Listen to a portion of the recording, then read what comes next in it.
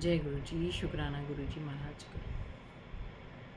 जो समाज में आजकल बुराई फैली हुई है, जो कि एक ही तरह की जो घटनाएं जो है बार बार लाइन टू लाइन होती चली जा रही है, उसके ऊपर मैं आपको एक छोटी सी स्टोरी सुनाती हूँ, जिसको कि हम समझ सकते हैं इस स्टोरी से कि सदर के पीछे वाली गली के अंदर एक नीले रंग का कूड़ेदान पड़ा हुआ था।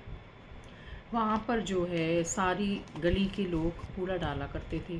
सब अपने अपने घरों से ला करके उस कूड़ेदान में कूड़ा डाल दिया करते थे। सुबह नगर निगम की जो गाड़ी होती है वो उसमें कोई लड़का आता था, उस गाड़ी में वो सारा कूड़ा जो है पलट करके वो ले जाता था। 8 बजे सबको घंटी बजा देता था, तो सब लोग वहाँ पर अपना कचरा डाल देते थे। एक बार की बात है, बारिश का मौसम था, बहुत तेज़ झमाझम बारिश हो रही थी। तो मोहन लाल जी जिनकी की दुकान थी, उनका 17 साल का बेटा जो था वो स्कूल जाने के लिए लेट हो रहा था। तो चिप्स खाता खाता वो वहाँ गली से निकल रहा था।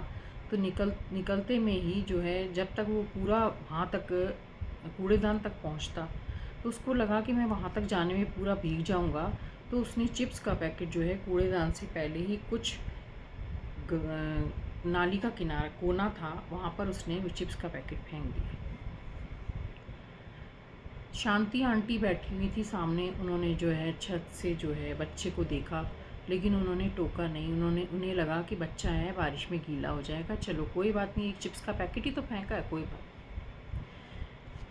थोड़ी देर के बाद में जो है मोहन जी जब अपनी दुकान से उतर रहे थे, तो उन्होंने देखा कि ये यहाँ पे चिप्स का पैकेट फेंका हुआ है। तो उन्होंने अपनी दुकान के सारे दोने भी जो है उस चिप्स के पैकेट के साथ में वहीं फेंक दिए। वो भी कूड़ेदान तक नहीं गए, उन्होंने वहाँ दोने खिसका दिए। तीसरा जब चाय वाला वहाँ जब उसने ये देखा कि थैली पड़ी है, दोने पड़े हैं, तो वो भी जो है चाय वाले ने भी सोचा कि मैं भी क्यों अपने दुकान का कूड़ा उसमें कूड़ेदान तक जाऊँ, वहाँ तक क्यों जाऊँ, मैं भी जो है यहीं डाल देता हूँ। तो उसने भी धीरे धीरे करके वहाँ फेंक दिया। चौथा आदमी कोई आया, उसने भी देखा कि कूड़ा यहाँ पड़ा है, तो उसने भी वहाँ कूड़ा डाल दिया। कोई पांचवा आया, उसने भी देखा ये कूड़ा पड़ा है, उसने भी वहाँ कूड़ा खिसका दिया। अब जो है धीमे धीमे करके जब बारिश हुई, तो जब बारिश हुई तो बारिश से जो है कूड़ा खिसकता खिसकता नाली में गया। नाली बंद हुई तो शांति आंटी के घर में पानी अंदर घुस गया। अब वो पानी जो है वो बाल्टियों से बाहर पानी फेंकने लगी, निकालने लगी। उसके बाद उन्होंने पंचायत बुलाई, पंचायत बुला करके उन्होंने सबसे जो है बैठ कई बातचीत करी कि ये कूड़ा जो है वो नाली के बाहर, वो कूड़ेदान की बजाय वहाँ नाली के किनारे पे क्यों फेंका जा रहा है।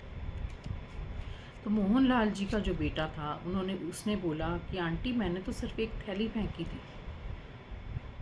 तो दूसरा मोहन जी जो थे, उन्होंने कहा वहाँ पर जब थैली पड़ी थी तो मैंने भी दोने फेंक दिए। चाय वाला बोला कि जब वहाँ पे पहले से ही इतना कचरा था तो मुझे लगा कि शायद यहीं से कूड़ा उठाएगा कोई, तो मैंने भी वहाँ पर कूड़ा डाल दिया। तो बात जो है, अब लोग जो है इसके अंदर बुराई कैसे टिकी? बुराई इसलिए टिकी कि लोगों ने ये नहीं देखा कि क्या नियम क्या था। वो एक तरीके से जो नियम था वो कूड़ेदान में कचरा डालना था, और उन्होंने ये देखा कि पड़ोसी क्या व्यवहार कर रहा है। उस व्यवहार को देख कर के जो है सबने अपना व्यवहार बदल दिया। तो जब सोनू, जो सबसे पहला बच्चा सोनू था, उसने जब उसको सज़ा नहीं मिली तो ये लगा कि चलो, जब उसको सज़ा नहीं मिली तो दूसरे के लिए भी वो छूट हो गई, तीसरे के लिए भी वो छूट हो गई। तो इस तरीके से जब पहली बार में जब छूट जो थी वो महंगी जो पड़ गई, पहली बार में जब सोनू को किसी ने कुछ नहीं कहा, कोई एक पक्का नियम नहीं बनाया, सोनू को जब डांट नहीं पड़ी, सोनू को जब ये नहीं बोला गया कि उठा करके थैली उसको कूड़ेदान में डालो, तो वो जो है एक बुराई, वो धीरे धीरे करके जो है सभी के लिए एक बुराई बन गई। तो मेरा जो कहने का मतलब है कि